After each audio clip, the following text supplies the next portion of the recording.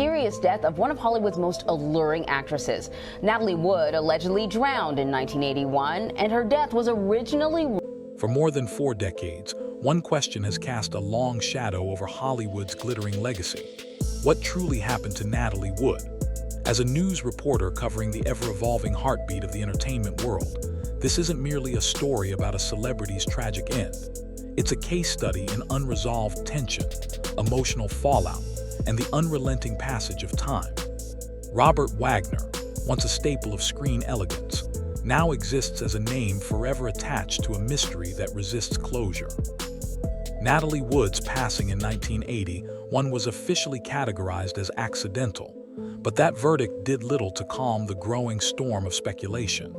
Decades later, whispers still linger.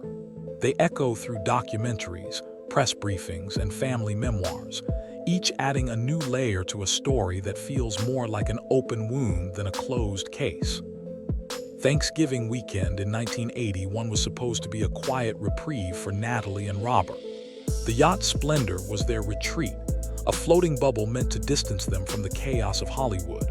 Accompanying them were actor Christopher Walken, then her co-star in the film Brainstorm, and the yacht's captain, Dennis Davern. That evening, they were seen dining and drinking at a restaurant on Catalina Island, seemingly in high spirits. But behind the scenes, under the soft sway of the yacht and the dim glow of cabin lights, tensions reportedly simmered. Accounts later suggested that Natalie's aspirations to return to serious acting became a flashpoint for conflict, revealing insecurities and emotional friction that may have built over time. Witnesses recalled Joy fading into silence and then into argument. Captain Davern would later recount that the mood had shifted drastically when they returned to the boat. In the quiet hours of the night, Natalie disappeared. Her body was found the next morning, face down in the cold waters near the yacht, wearing a nightgown, red parka, and socks, an image that raised more questions than it answered. What makes the Natalie Wood case particularly compelling from a journalist's perspective is the contradiction between official accounts and physical evidence. According to Robert Wagner, Natalie had gone to bed after a dispute and might have ventured outside to secure a dinghy that was knocking against the hull. However, this theory quickly raised eyebrows among investigators and the public alike. Natalie was known to be deeply afraid of dark water, something her family and friends consistently pointed out. Why would she, in sleepwear and without shoes, climb into a small boat late at night? The dinghy itself, later recovered, offered its own narrative. It had its oars still tied, engine turned off, and showed no signs of recent use. These inconsistencies soon became the focus of investigative journalists and fueled demands for a deeper inquiry. Bruising found on Natalie's body, along with the combination of alcohol and medication in her system, raised the possibility of disorientation. However, it also pointed to a struggle, one that seemed to exist outside the parameters of an accidental fall. One of the most stirring testimonies came from Marilyn Wayne, who had anchored her boat nearby that night. She described hearing desperate cries for help around 11 p.m., calling out over the quiet water for nearly 15 minutes. A male voice reportedly responded in a calm but distant tone, promising help that never came. Then came silence. These accounts were powerful not only for what they claimed occurred, but for how long they were overlooked. The lapse in response, the subdued emergency call hours later, and the diverging accounts given to authorities fed into a growing narrative that something vital had been missed or ignored. Robert Wagner's own statements shifted over the years. What began as a story of Natalie simply vanishing evolved into suggestions of a late-night errand to secure the boat.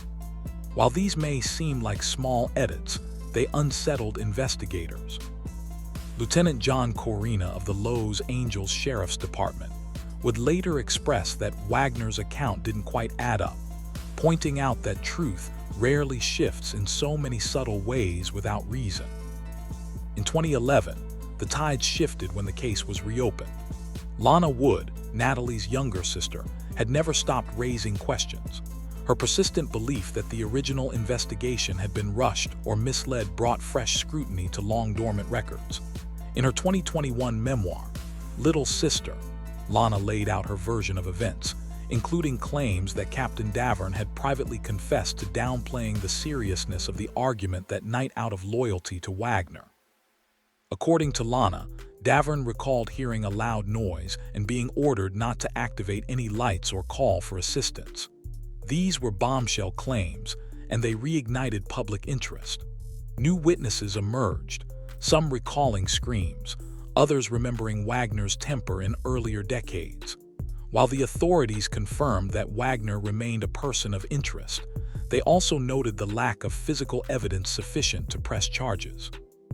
Still, the official cause of death on Natalie's certificate was updated to include drowning and other undetermined factors, suggesting that even the coroner's office had moved away from the clean narrative first presented in 1981.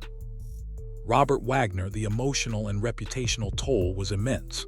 Once the symbol of television charm through series like Heart to Heart, he found himself portrayed in the tabloids with far less flattering headlines. Coverage oscillated between sympathy and suspicion.